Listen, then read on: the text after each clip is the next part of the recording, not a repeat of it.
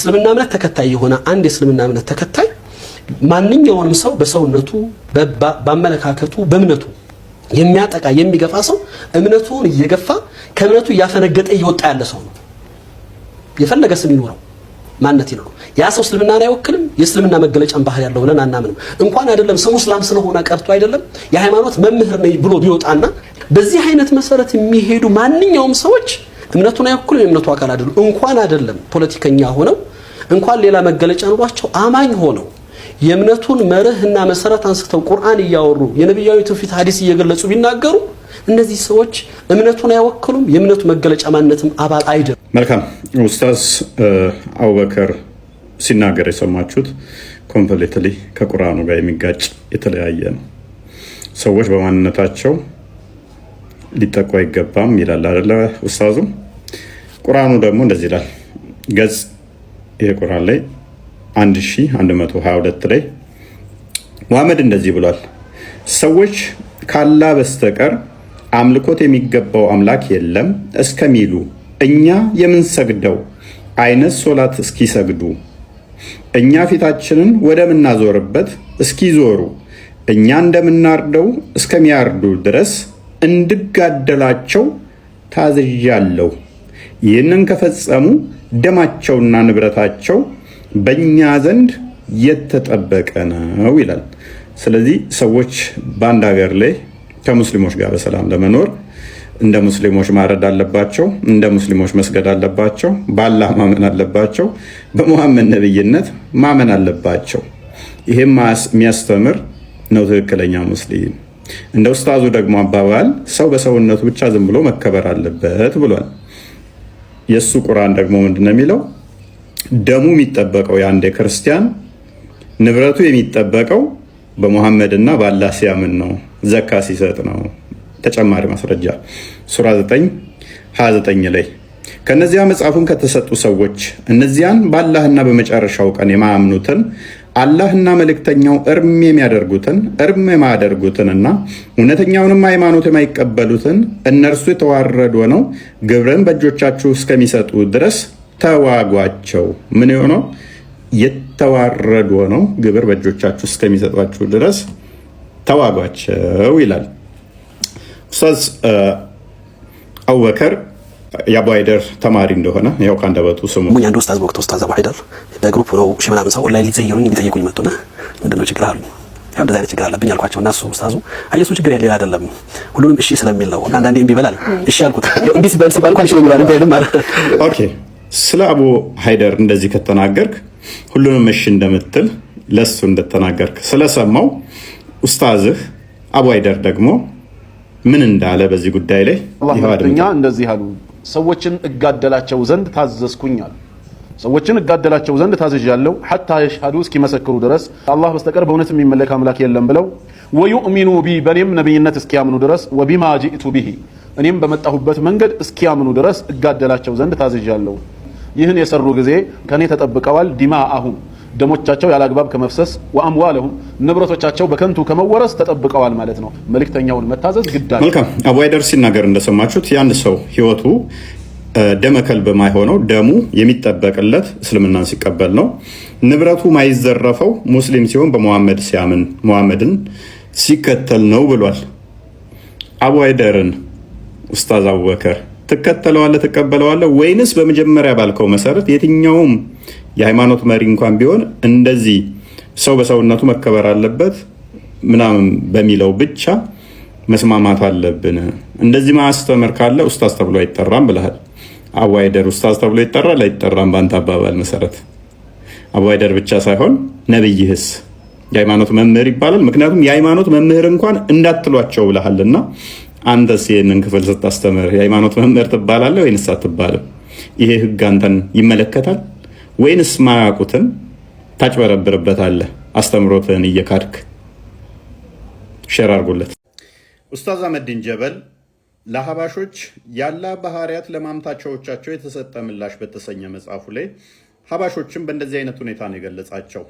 አንደኛ የሀባሽ ጀማ ፍርቀቱል ሉላሃ የጠመመ ቡድን ካላልሱና ወልጀማ የሙስሊም ጀማዎች የወጣ ነው። ሙስሊም አይደሉም፣ ከጀማችን የወጡ ናቸው። እነርሱ ሐቅ ወደ ሆነው ሰሃባና ታቢያዎች የሚከተሉትን ዲን በተግባር በእምነትም በመከተል ወደዚህ መንገድ መመለስ ግዴታ አለባቸው ሐባሾች።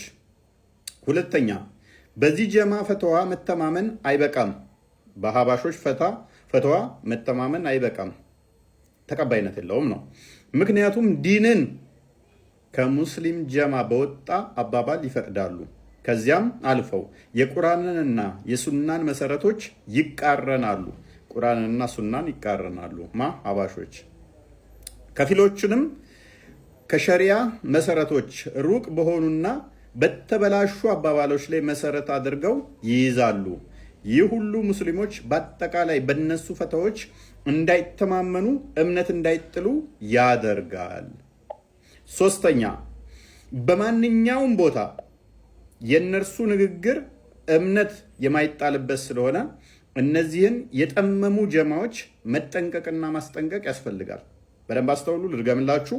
ሶስተኛው በማንኛውም ቦታ የነርሱ ንግግር እምነት የማይጣልበት ስለሆነ እነዚህን የጠመሙ ጀማዎች መጠንቀቅና ማስጠንቀቅ ያስፈልጋል።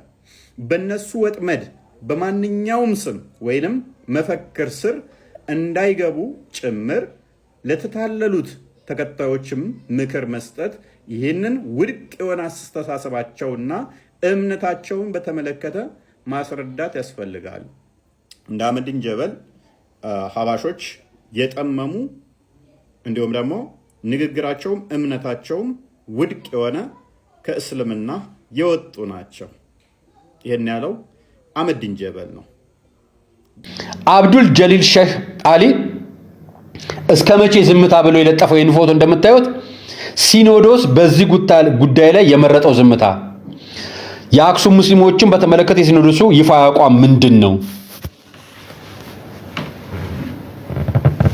የምርን ቅዱስ ሲኖዶስ ወጥቶ አክሱም ሙስሊሞች መስጊድ ይሰጣቸው፣ የሃይማኖት መስፋፋት ይስፋፋላችሁ ብሎ መግለጫ ያወጣ? ንገረን እስኪ።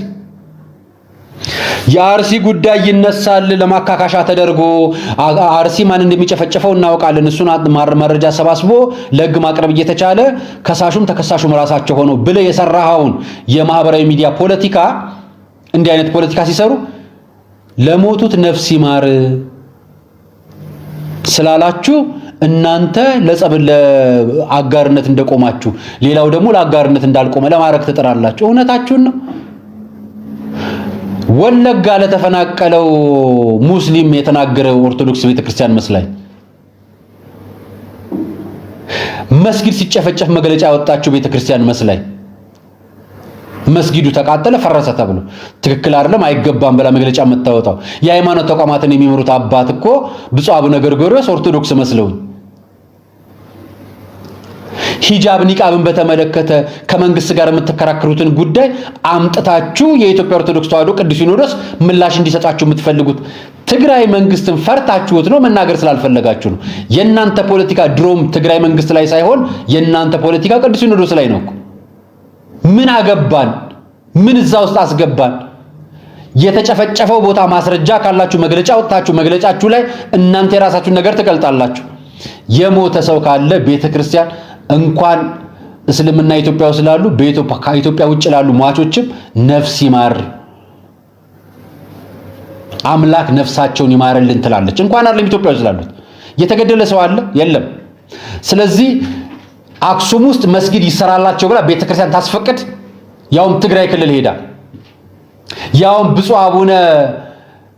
ብፁዕ ቅዱስ አቡነ ማትያስ ትግራይ ሄደው ቤተክርስቲያን ተዘግቶባቸው የፖለቲካ ሰዎች ብቻ መልሰው ሸኝቷቸው የመጡትን አባት ሄደው ትግራይ ክልል ላይ እንዲያረጉ ፈለጋችሁ፣ መግለጫ ወጣችሁ። የትግራይ ወጣት ምን እንደሚላችሁ ልንገራችሁ፣ እዩት፣ ስሙት።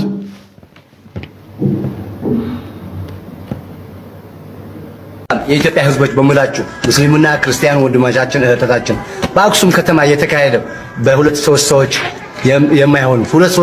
የማይሆኑ የተፈጠረው ጸብ ምክንያት በማድረግ ሁለታቸው ወንድሞች ነው። ወዳችሁ ጠላችሁ ሙስሊምና ክርስቲያን ተለያይተው አያውቁም። አንድ ነው።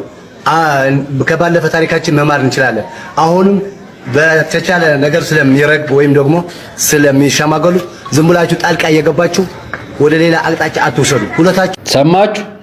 እዛ ሁለት ሰዎች እርስ በርስ ጠባቸውን መጣችሁ ጣልቃ አትግቡብን፣ ነገር አታባዙ፣ ነገር አታግኑኑ እያላችሁ እዛው ከአክሱም ከትግራይ ነው የምነግራችሁ እኔ አይደለም።